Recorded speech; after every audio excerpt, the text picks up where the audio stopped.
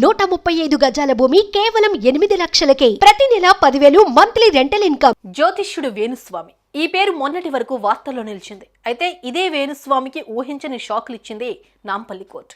అవును, ఆయనపై కేసు నమోదు చేయాలంటూ జూబ్లీహిల్స్ పోలీసులకు ఆదేశాలు జారీ చేస్తుంది.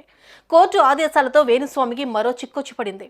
మొన్నటి వరకు జరిగిన జర్నలిస్ట్ మూర్తి వర్సెస్ వేణుస్వామి వివాదం సద్దుమణిగింది అనుకునే లోపు కోర్టు ఈ సంచలన ఆదేశాలు ఇవ్వడం విశేషం.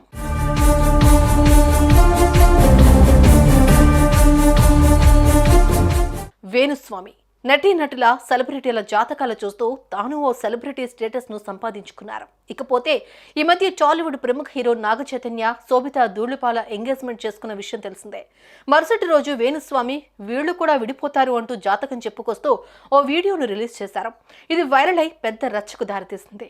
ఇదే సమయంలో స్పందించారు జర్నలిస్ట్ మూర్తి. జాతకాల పేరుతో జ్యోతిష్యుడు వేణుస్వామి ప్రజలను మోసం చేస్తున్నారని అన్నారు. దీంతో వెంటనే స్పందించిన వేణుస్వామి, మూర్తి అనే ఓ జర్నలిస్ట్ నన్ను బెదిరించి 5 కోట్లు డిమాండ్ చేశాడంటూ తన భార్యతో పాటు కలిసి ఓ వీడియోను చేశారు. ఇదే వీడియో సోషల్ మీడియాలో వైరల్ అయి పెద్ద చర్చకు దారితీసింది.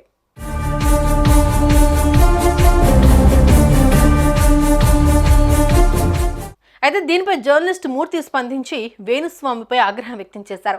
నాపై లేనిపోని ఆరోపణలు చేస్తున్నారని, నేను 5 కోట్లు డిమాండ్ చేసినట్లుగా రుజువు చేయాలంటూ సూటిగా ప్రశ్నించారు. ఇంతేకాదు జూబ్లీహిల్స్ పోలీసులకు సైతం ఫిర్యాదు చేయడంతో పాటు కోర్టులో పిటిషన్ కూడా దాఖలు చేశారు. జాతకాల పేరుతో ప్రజలను మోసం చేస్తున్నారని, ప్రధాని ఫోటోను సైతం మాఫింగ్ చేసి వేణుస్వామి ప్రజలను తప్పుదోవ పట్టించారని, తనకు హాని తలపెట్టాలని చూస్తున్నాడని మూర్తి పిటిషన్లో పేర్కొన్నారు. ఇక జర్నలిస్ట్ మూర్తి వాదనలతో ఏకీభవించిన నాంపల్లి కోర్టు తాజాగా వేణుస్వామిపై కేసు నమోదు చేసి విచారణ జరపాలని జూబ్లీహిల్స్ పోలీసులకు ఆదేశాలు జారీ చేసింది.